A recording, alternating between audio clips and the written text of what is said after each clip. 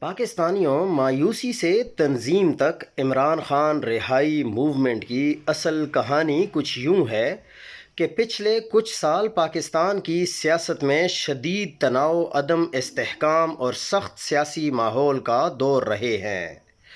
گرفتاریوں، مقدمات، کارکنوں پر دباؤ اور مسلسل سیاسی کشمکش نے نہ صرف جماعتی ڈھانچے کو متاثر کیا بلکہ عام کارکن اور عوام کے درمیان ایک فاصلہ بھی پیدا کیا۔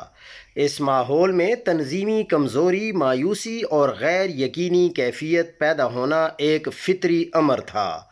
اسی پس منظر میں رہائی موومنٹ اور ممبرشپ جیسی تنظیمی کوششوں کو محض ایک سیاسی نعرہ نہیں بلکہ ایک عملی تنظیمی حکمت عملی کے طور پر دیکھنا چاہیے۔ وزیر اعلیٰ سہیل آفریدی کی جانب سے اس مہم کا آغاز دراصل اس خلا کو پر کرنے کی کوشش ہے جو گزشتہ عرصے میں پیدا ہوا، یعنی قیادت، کارکن اور عوام کے درمیان براہ راست اور مربوط رابطہ۔ یہ موومنٹ دراصل جذبات کو ایک منظم سمت دینے کی کوشش ہے۔ کسی بھی بڑی سیاسی تحریک کی کامیابی صرف جذباتی وابستگی سے نہیں بلکہ منظم نیٹ ورک، واضح رابطہ کاری اور متحرک کارکنان سے ممکن ہوتی ہے۔ ممبرشپ کا مقصد یہی ہے کہ ایک ایسا فعال نیٹ ورک بنایا جائے جو مشکل وقت میں فوری طور پر متحرک ہو سکے اور ایک واضح متحد آواز کے طور پر سامنے آئے۔ اگر اس کو مثبت زاویے سے دیکھا جائے تو یہ صرف عمران خان کی رہائی کی تحریک نہیں ہے بلکہ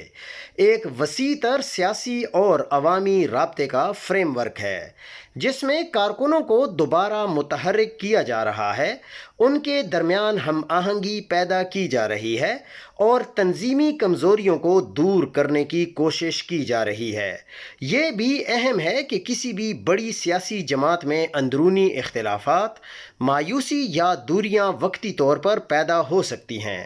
لیکن اصل طاقت اس کی تنظیمی بحالی میں ہوتی ہے۔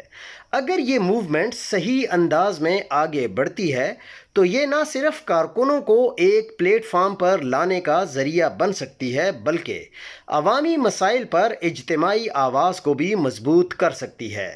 حقیقی کامیابی تب ہی ممکن ہے جب یہ تحریک صرف نعرے تک محدود نہ رہے بلکہ عملی تنظیم، ڈسپلن اور عوامی رابطے کا مستقل نظام بن جائے۔ اس تناظر میں رہائی موومنٹ کو ایک منفی یا جذباتی اقدام کے بجائے ایک تنظیمی ری اسٹرکچرنگ اور سیاسی یکجہتی کی کوشش کے طور پر دیکھنا زیادہ حقیقت پسندانہ اور مثبت سوچ